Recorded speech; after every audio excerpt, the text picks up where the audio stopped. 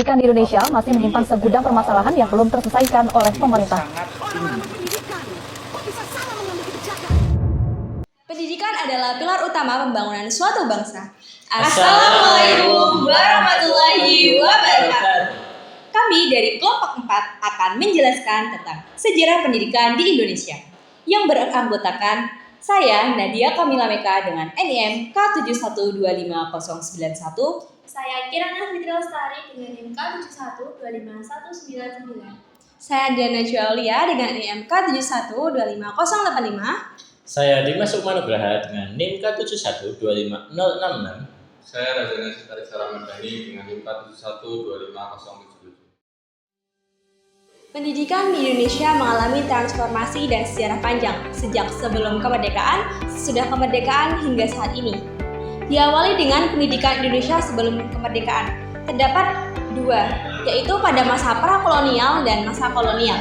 Masa prakolonial lebih berfokus pada penyebaran dan pendidikan agama yang religius dan spiritual, yang terdiri dari zaman Hindu-Buddha, zaman Islam tradisional, dan Kristen Protestan.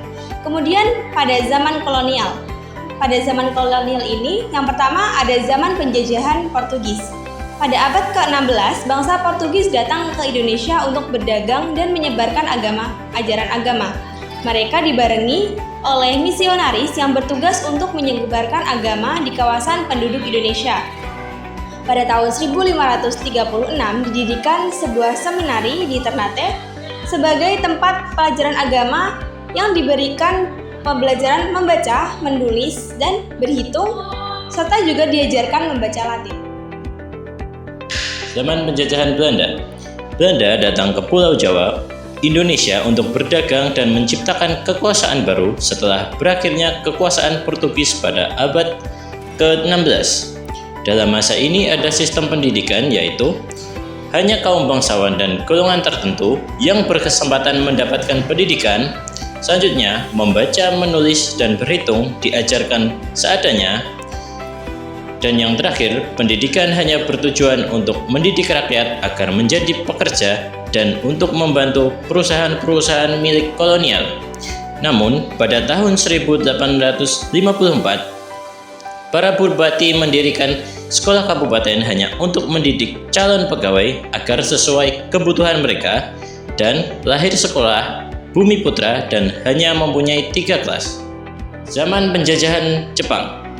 Peserta didik pada masa ini harus membantu Jepang dalam peperangan, sehingga anak-anak pribumi harus mengikuti latihan militer di sekolah.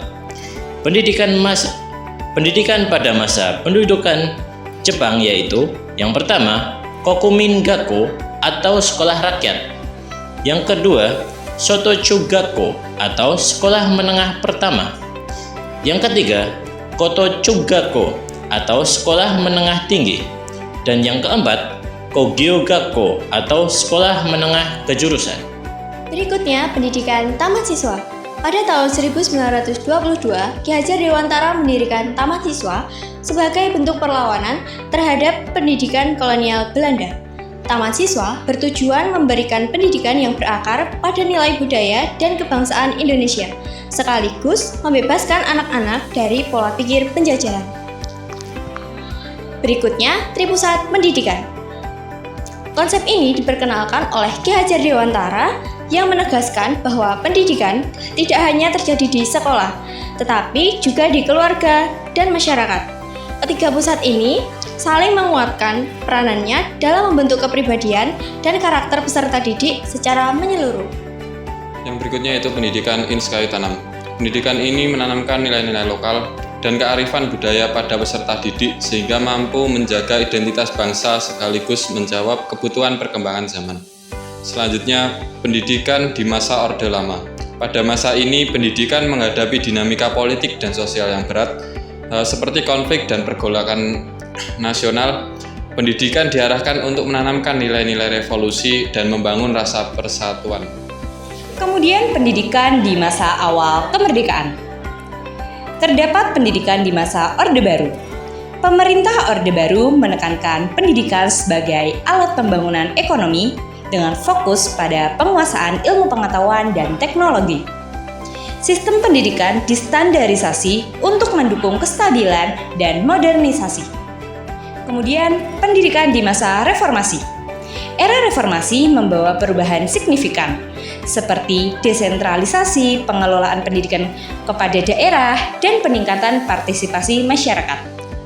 Sistem pendidikan menjadi lebih demokratis dengan penekanan pada pemerataan dan kualitas. Kemudian yang terakhir, pendidikan digital dan pembelajaran jarak jauh. Perkembangan teknologi digital menghasilkan metode pembelajaran baru, termasuk pembelajaran daring. Pendidikan ini memperluas e-learning, terutama selama pandemi dengan inovasi baru berupa fleksibilitas dan inklusivitas pendidikan modern.